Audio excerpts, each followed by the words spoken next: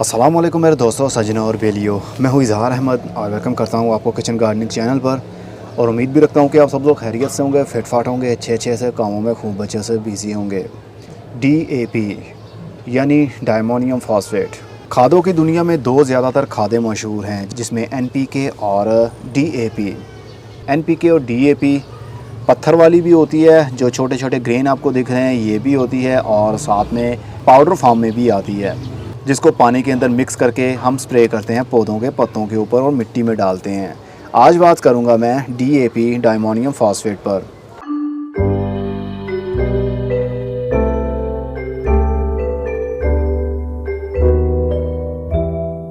Diammonium phosphate का use पौधों की रूट्स को स्ट्रॉन्ग करने के लिए, उसका स्ट्रक्चर मजबूत बनाने के लिए इस्तेमाल की जाती है। यानी जिस पौधे की रूट सही डेवलप नहीं हो रही तो जाहिर सी बात है उसकी ऊपर वाली ग्रोथ भी अच्छी नहीं होगी। जब उसकी रूट्स जड़ें स्ट्रॉन्ग होंगी, ज़्यादा फैलेंगी, नई नई ग्रोथ होती रहेगी, तो ऊपर से पौधे की ग्रोथ भी ऑटोमेटिकली ही अच्छी होगी और उसके ऊपर बीमारियां भी कम हमला करेंगी और जल्दी पेस्ट का अटैक का असर भी नहीं होगा, क्योंकि पौधे की जड़ें ही इतनी स्ट्रॉन्ग होंगी कि कीड़ों के हमले का असर वो जाहिर नहीं होने देगा जल्दी।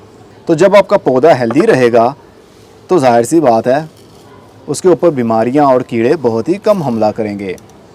DAP का यूज़ सीडलिंग करने में यूज़ किया जा सकता है। जब सीडलिंग को मतलब पनीरी को ट्रांसप्लांट करें तब भी यूज़ करते हैं, और बड़े पौधों के अंदर भी इसको यूज़ किया जाता है पौधों की रूट को स्ट्रॉन्ग करने के लिए।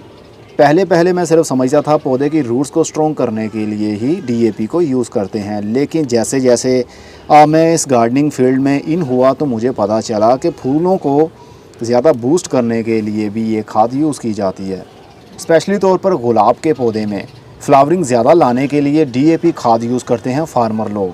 पहले मैं समझता था सिर्फ NPK या पोटेशियम वाला फर्टिलाइज़र ही फूलों को बूस्ट करता है, लेकिन फार्मर लोगों की राय और उनका यूज़ देखकर मुझे पता चला कि फ्लावरिंग वाले जितने भी पौधे हैं उनको DAP ज़्यादा दी जाए तो उनकी फ्लावरिंग ज़्यादा होती है, लेकिन सिर्फ सीज़न में। ऐसा नहीं है जो पौधे सर्दियों में फूल देते हैं तो गर्मियों के दिनों में उनको DAP खाद देंगे तो उनको फूल लगेंगे। सिर्फ सीज़न में ही ये पौधों की रूट्स को इतना स्ट्रॉन्ग कर देती है कि वो फ्लावरिंग ज़्यादा करने पर मजबूर हो जाती हैं। पौधे की जड़ें जितनी ज़्यादा खुराक बनाएंगी और उतनी ज़्यादा ही वो ऊपर वाले एरिया में ऑफर करेंगी, मतलब टहनियों को, पत्तों को, और ज़्यादा फूल लगने का बाइस बनेगी वो। लेकिन इसका थोड़ा सा ओवर यूज़ भी आपके पौधे की जान ले सकता है, जैसे कि मेरे पौधों की भी जान इसने ली। इतने साल हो गए मुझे गार्डनिंग करते हुए, लेकिन मेरे से थोड़ा सा ओवर यूज़ हो ही जाता है। और ओवर यूज़ क्यों होता है अभी आपको बताता हूँ। हम इन छोटे छोटे से दानों को अहमियत ही नहीं देते। हम समझते हैं कि ये क्या कर लेंगे, चलो थोड़ा सा और डाल देते हैं, इससे हमारे पौधों की थोड़ी और ग्रोथ अच्छी हो जाएगी। बस यही लालच हमारे पौधों की जान लेती है। मैं ज़्यादातर ये खादें यूज़ तो नहीं करता हूँ, लेकिन जब यूज़ करता हूँ तो थोड़ा सा ओवर यूज़ हो ही जाता है। तो चलिए आपको दिखाता हूँ अपने पौधों की हालत जिनमें मैंने इनको यूज़ किया।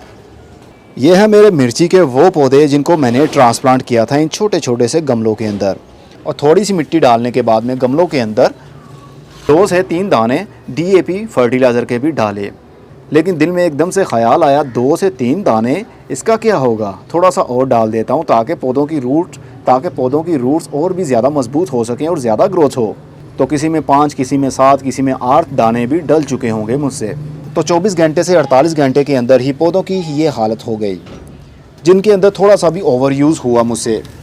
ये देखिए इनकी हालत भी अब बिगड़ रही है। कुछ पौधे तो होते हैं इनटेक कर लेते हैं खाद को, लेकिन कुछ बर्दाश्त नहीं कर पाते क्योंकि DAP खाद गर्म होती है। और एस्पैरागस के अंदर भी कुछ यूं ही हुआ। जब इनको मैंने प्लास्टिक के इन गमलों के अंदर ट्रांसप्लांट किया, मतलब शिफ्ट किया, क्योंकि ये प्लास्टिक की थैली के अंदर लगे हुए थे, तो इस गमले के अंदर मैंने आई थिंक 7 या 8 दाने डाले होंगे एक गमले के अंदर। किसी पौधे ने उसको इनटेक कर लिया, पौधों को कुछ नहीं हुआ, और कुछ तो ये देखिए बिल्कुल ही ड्राई हो गए हैं, क्रिस्पी हो गए हैं, ये कड़क हो गए हैं। और जिन पौधों के अंदर वो इनटेक हो गई खाद, जिन पौधों ने ले ली, एक्सेप्ट कर लिया उसको, उनकी ग्रोथ और भी ज़्यादा तेज़ी से बढ़ने लगी और उनके पत्ते भी लश ग्रीन नए आने लगे। तो जहाँ पर DAP का फ़ायदा है वहाँ पर नुकसान भी होता है, लेकिन फ़ायदे की बात सोचते सोचते हम लालच में आ जाते हैं और सोचते हैं कि हम पौधों की ग्रोथ और अच्छा बढ़ा सकते हैं। चलो थोड़े से दाने और डाल देते हैं, इनसे क्या होगा तो कुछ नहीं, लेकिन आपके पौधे की जान ज़रूर चली जाएगी। जिन पौधों के पत्ते ग्रीन ग्रीन दिख रहे हैं इन्होंने तो इनटेक कर लिया, लेकिन कुछ पौधे ऐसे भी हैं जिनके पौधों के पत्ते बर्न हो रहे हैं, इनके अंदर खाद का ज़्यादा इस्तेमाल हो गया। और कुछ मेरे मिराबिलिस जलापा, जिसको गुले आबासी कहते हैं। इन पौधों के अंदर भी किसी किसी में ज़्यादा यूज़ हो गया। ये देखिए इसने इनटेक कर लिया है। इसके पत्ते थोड़े से ढीले हैं लेकिन ग्रोथ फास्ट है। दोनों की ही सेम टाइम में सीडलिंग की थी, सेम टाइम में इनको ट्रांसप्लांट किया, लेकिन ये छोटा रह गया, स्ट्रेस में आ गया। इसकी रूट्स को ज़्यादा खाद मिल रही है जिसकी वजह से इसकी ग्रोथ बहुत ही कम है। मे भी हो सकता है ये मर भी जाए। और इसकी ग्रोथ देखिए कितनी फास्ट बढ़ रही है। तो खाद का यूज़ करें आप, लेकिन बहुत ही कम क्वांटिटी में करें। कोई पौधा तो ज़्यादा खाद को एक्सेप्ट कर लेता है और कोई नहीं करता। अब मेरे पास इस टब के अंदर कितने सारे पौधे मैंने मिर्ची के लगाए थे। इनको मैंने ट्रांसप्लांट कर दिया बड़े टब के अंदर। इनके अंदर मैंने करीब 20 दाने डाले होंगे, लेकिन इन पौधों के ऊपर कोई असर नहीं हुआ क्योंकि इनको ज़्यादा स्पेस मिली हुई है, ज़्यादा पौधे हैं, ज़्यादा जड़ें हैं और इस टब की डेप्थ भी करीब 12 इंच तो होगी ही। तो इसने इनटेक कर लिया है, खाद को एक्सेप्ट कर लिया है। अगर ज़्यादा यूज़ में कर देता इसके अंदर भी तो मेरे ये जितने भी पौधे लगे हुए हैं सारे बर्न हो जाते। तो फ़ायदा लेते लेते हम अपना नुकसान कर बैठते। मैं सभी को ये बताता हूँ ओवर यूज़ कभी खाद का करना ही नहीं चाहिए, लेकिन मैं ख़ुद की बात करूँ तो मुझसे कभी कभी ऐसी गलती हो जाती है। और जानते हैं अब मैं एक पौधे के ऊपर एक्सपेरिमेंट नहीं करता हूँ। जब भी करता हूँ बहुत सारे पौधों के ऊपर वही चीज़ जल्दी से अप्लाई कर देता हूँ और ख़ुद पर भरोसा रखते हुए ये सब करता हूँ, लेकिन बाज़ औक़ात गलत कदम उठाने से काफ़ी नुकसान भी उठाना पड़ता है मुझे। तो DAP खाद का यूज़ करें आप, स्पेशली फूलों वाले पौधों के अंदर। फार्मर लोग जब सीडलिंग करते हैं उस मिट्टी के अंदर DAP खाद थोड़ी सी मिक्स कर देते हैं। मतलब मान ले आपके पास 10 किलो या 20 किलो मिट्टी है, उसके अंदर आप सीडलिंग करने वाले हैं, तो उस मिट्टी के अंदर जो 20 किलो मिट्टी है उसके अंदर करीब 50 दाने मिक्स कर देते हैं DAP के और उनको ट्रे के अंदर भर देते हैं, या फिर जैसे ही उन्होंने गमलों के अंदर भरना हो भर के ऊपर से जैसे ही वो बीज लगा देते हैं और जब बीज जर्मिनेट हो जाता है तो वहीं से उसको खाद भी मिलती रहती है। तो उसकी जड़ें ज़्यादा स्ट्रॉन्ग होती हैं और पौधे की ग्रोथ ज़्यादा बढ़ती है और पौधा बेंड लेकर गिरता नहीं है और साथ में उसका जो तना है वो मोटा रहता है। सच मानो तो मैंने कभी भी कोई ऐसी खाद मिक्स करके सीडलिंग नहीं की, लेकिन फार्मर लोग करते हैं, चाहे वो सब्जियों वाले पौधे हों या फिर फूलों वाली पनीरी तैयार करनी हो उन्होंने, वो DAP खाद का यूज़ ज़रूर करते हैं।